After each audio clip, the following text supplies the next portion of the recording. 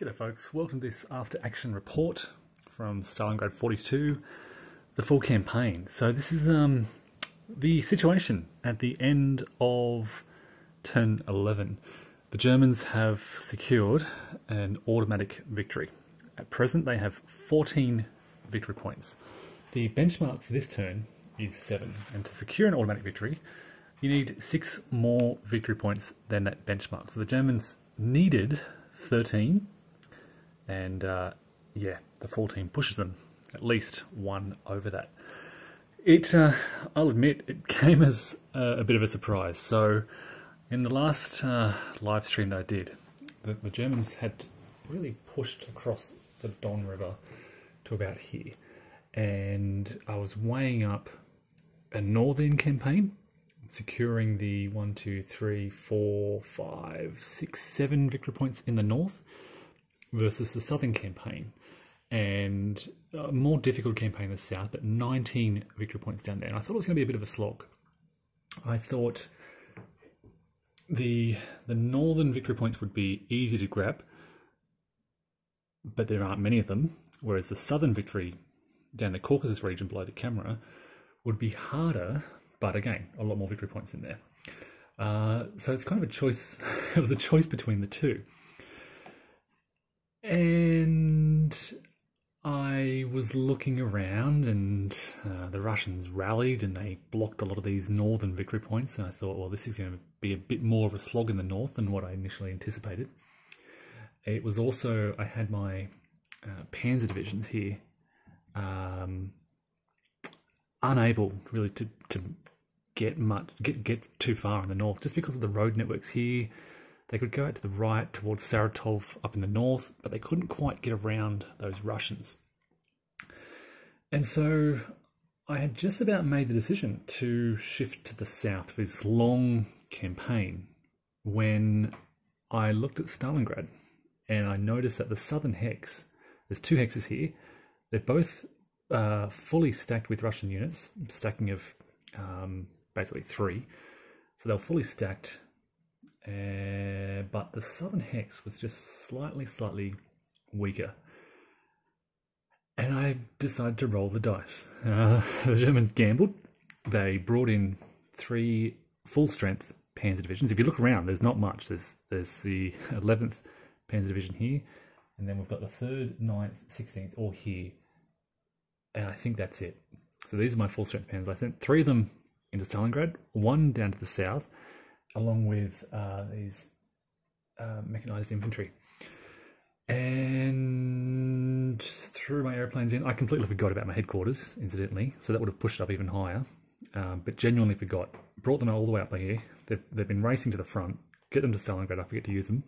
It didn't matter, because right when it mattered, the Germans rolled a 6 in combat, forcing, from memory, what is it? It's about a D1. I think it's a D1 result. So the headquarters would have forced a DS, but a D1, and of course the Russians take a step loss, and they have to make a determined defense. So they bring in their artillery support unit to give them a dice roll modifier on that defense. And of course, right when they really needed it, they roll a 1. Which, I mean, the determined defense table for cities, you only need a 3 or more to succeed, and they rolled a 1. Now, that forced them to retreat. It enabled the Germans to advance into the city. It gives them, this southern hex, gives them 3 victory points, and that was enough, because on the same turn, they captured Voronezh. They got a pretty easy attack up there. They did ground away to not much. And they kind of wrapped up a few other little victory points here and there. Kalak and Morozovsk, and 1 or 2 others up in the north. So I did not expect this to happen. It was a gamble. Yeah, I rolled a 6 for the Germans, and then I rolled a 1 for the Russians. And that's the end of the game. So it was quite an exciting end to this campaign, capturing Stalingrad to win the game via an automatic victory on turn 11. As I said, I was fully planned for this southern sort of shift. What I'm doing here is, you can see I've advanced some of my mechanized units, motorized units across the Don, and they're about to shift to the south. I've got all this infantry now in the center here, moving this way. They are going to cross this river here. I'll have a tow hold across here. There's no roads. Well, there's a bridge here. There's a bridge here, but I'll have to wrap around. I do have some units beginning to envelop Rostov. So Rostov hasn't fallen yet. This is all part of my broader plan to move past the cities, not engage that front on, maintain the strength of my divisions for when they're really needed, panzer divisions for when they're really needed. So I've got 4 full strength panzer divisions. The others did take losses. I'll point out there are 2 reduced. 2 of them have been wiped out. 2 of them had to be removed on turn 10, and they were reduced.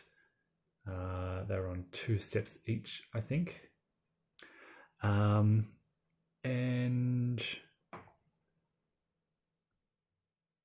checking. Yep, that's all fine. And yeah, look, the Germans have just retained their strength quite well. There are step losses throughout. You can see step loss, but the critical units, the units that are most important for those breakthroughs, for exploitation, are all 4 of them are at full strength. Now, having said that, I think I've left one up the north somewhere, and they may be reduced, but I don't know how they got caught up there, but they got distracted and ended up crossing the Don and helping out up there. Voronezh, as I said, I enveloped it, surrounded it, it ground down, and then I launched an attack, which was quite easy to achieve on this final turn with only one, I think there's a 1-step unit left in Voronezh. You can see I've almost surrounded Rostov, so I didn't actually resolve this combat, but I was about to attack here with something like 4-to-1 odds, which would have forced the retreat, or they could have made a determined defense as well, but there aren't many Russians south of Rostov here. So there's this unit here. These guys have a step loss and are disrupted. There's the ASU. And then Rostov is surrounded. And again, they will bleed out. And I think that's a good strategy. I could have spent a lot of time and energy and combat units fighting through this grinding battle in Rostov, which is a major city, and in Voronezh, also a major city. All for the Russians to make determined defences and hurt, cause a lot of step losses, all of which would have slowed down my advance towards the east. Because what I've done is, these are basically, I think we've got Italians down here, and it's enabled me to use the German infantry to extend sort of my flank defences to facilitate this drive on Stalingrad.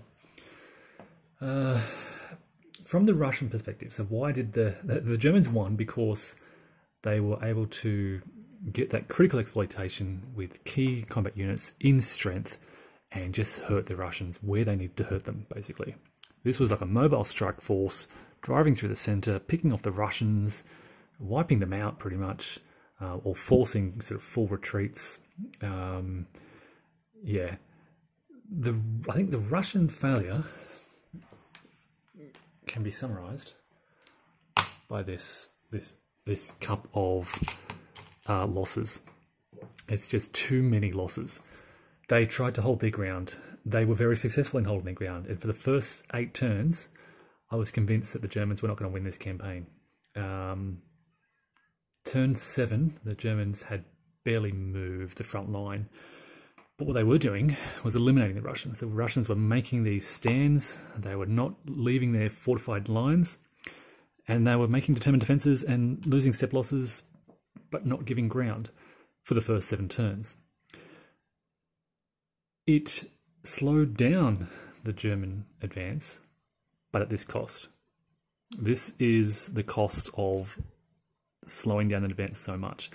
And it reached the point on turn 8 and turn 9 where they just lost so much that they could not hold their line anymore.